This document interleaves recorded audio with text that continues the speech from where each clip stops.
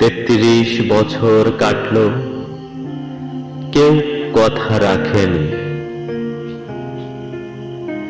ছোটবেলায় এক গোষ্ঠমী তার আগমনী গান হঠাৎ থামিয়ে বলেছিল, শুক্লা দ্বাদশীর দিন অন্তরাটুকু শুনিয়ে যাবে। তারপর কত চন্দ্রভোগ অমাবস্যা এসে চলে গেল, কিন্তু সেই অষ্টমী আর এলো না। 25 বছর প্রতীক্ষায় আছি।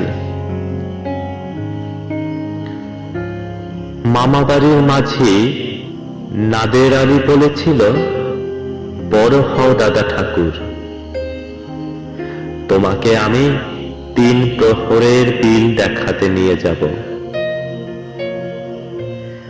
সেখানে পদ্ম ফুলের মাথায় সাপ আর ভ্রমর খেলা করে।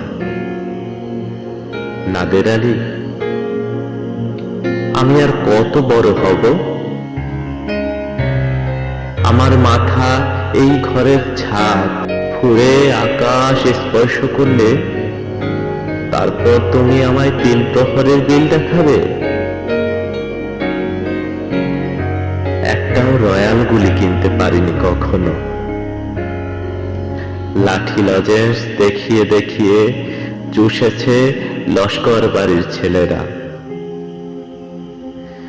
ভিখারির মতো চৌধুরীদের গেটে দাঁড়িয়ে দেখেছি ভেতরে রাস উৎসব। অবিরল রঙের ধারার মধ্যে সুবর্ণ কঙ্কন পরা ফর্সা রমণীরা কত রকম আমোদে হেসেছে।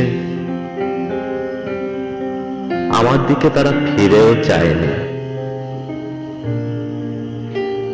বাবা আমার কাঁধ ছুঁয়ে বলেছিলেন, দেখিস একদিন আমরাও। বাবা এখন অন্ধ, আমাদের দেখা হয়নি কিছুই। সেই রয়্যাল গুলি, সেই লাঠি লজেন্স, সেই রাস উৎসব আমায় কেউ ফিরিয়ে দেবে না। বুকের মধ্যে সুগন্ধি রুমাল রেখে বরুণা বলেছিল, যেদিন আমায় সত্যিকারের ভালোবাসবে সেদিন আমার বুকেও এরকম আতরের গন্ধ হবে। ভালোবাসার জন্য আমি হাতের মুঠোয় প্রাণ নিয়েছি। দুরন্ত ষাঁড়ের চোখে বেঁধেছি লাল কাপড়।